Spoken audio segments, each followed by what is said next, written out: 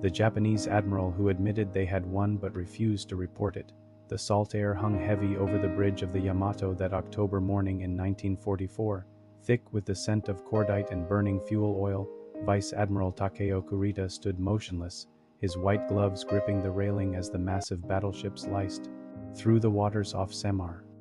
The sea around him churned with the ghosts of his fleet cruisers listing, destroyers trailing smoke. Yet in that moment, as American escort carriers scattered before his guns, Kurita knew something profound. They had won, not the grand, decisive victory the SHO-1 plan had promised. But in this chaotic slice of the battle, his battered central force had punched through. The thin screen of American destroyers and jeep carriers had fought with suicidal bravery, but Kurita's battleships, led by the Yamato, had broken the line. The path to Lake Gulf lay open, the transports, the supply ships, the heart of MacArthur's landing force. They were vulnerable. One more push, and the rising sun might yet cast a long shadow over the Philippines. Kurita's staff officers clustered around him, voices urgent in the dim red light of the Combat Information Center. Reports flooded in, American carriers fleeing, their planes disorganized, their escorts shattered. Admiral, the enemy is in disarray. We can reach the Gulf before their heavy forces return. Victory is here. He said nothing at first. His eyes, weary from days without sleep, scanned the horizon, where plumes of black smoke marked the graves of both friend and foe. The Musashi was gone, sunk in the Sibuyan Sea under relentless air attacks. His fleet had been mauled, cruisers lost, destroyers scattered, fuel was critically low, communications were a nightmare. Garbled messages painted a picture of Ozawa's decoy force succeeding in drawing Halsey north, but also of American submarines and planes everywhere. The fog of war was absolute, yet Kurita admitted it to himself, quietly, almost reverently, as one might confess a painful truth. We have won this moment. The tactical edge was theirs. The guns of the Imperial Japanese Navy had done what they were built for, close with the enemy and strike hard. In the old days, this would have been the stuff of samurai legend, a charge through the smoke, but nostalgia washed over him like a cold wave. Kurita was no fire-breathing zealot. He remembered the pre-war Navy, the elegant fleet reviews in Tokyo Bay, the cherry blossoms drifting over the decks during fleet exercises. He remembered the quiet pride of serving an empire that had risen from feudal isolation. He had studied the Americans, their boundless factories, their relentless spirit. Like Yamamoto before him, he understood the arithmetic of steel and oil. Japan had run wild for those first 6 months, just as the reluctant admiral had predicted, glorious victories that now felt like echoes in an empty hall. This battle was different. It was the death throes of the old Navy. Kurita thought of his men below decks, exhausted, hungry, fighting on spirit alone.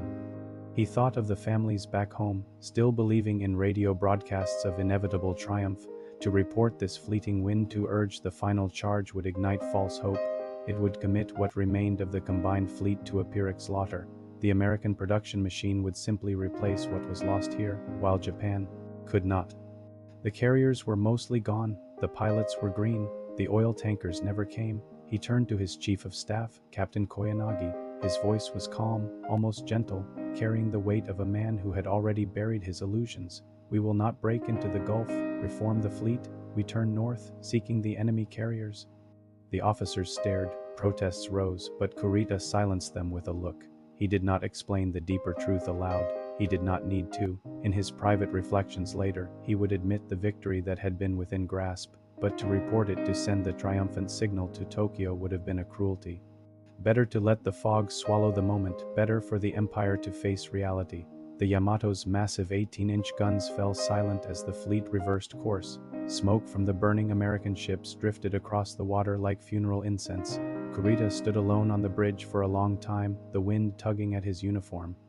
He thought of the cherry blossoms again, of the old fleet in better days, of young officers laughing over sake in the wardroom, dreaming of honorable battle. Those dreams were fading now, like the sun setting over a sea stained with oil. History would debate his decision for decades. Some would call it hesitation.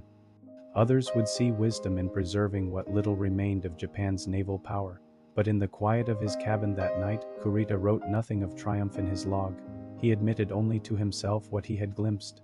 A window of victory, briefly opened, then deliberately closed. The war ground on Late fell. The Philippines were lost. Okinawa, the home islands, the final terrible battles. Kurita survived the war, living quietly into the post-war years. He rarely spoke of Samar. When pressed, he offered measured words, the nostalgia of a sailor who had seen the tide turn irrevocably. He had refused to report the win not out of defeatism, but out of a profound, almost paternal sense of duty. To feed the illusion would have prolonged the suffering. In the end, the old admiral's silence spoke louder than any victory dispatch. It was the quiet acknowledgement that some battles, no matter how bravely fought, belonged to the past. The empire he loved had reached its twilight. The guns fell still, the sea claimed its due, and in the nostalgic haze of memory, Kurita's decision endured not as failure, but as the solemn act of a man who knew when the song of the rising sun had reached its final, fading note.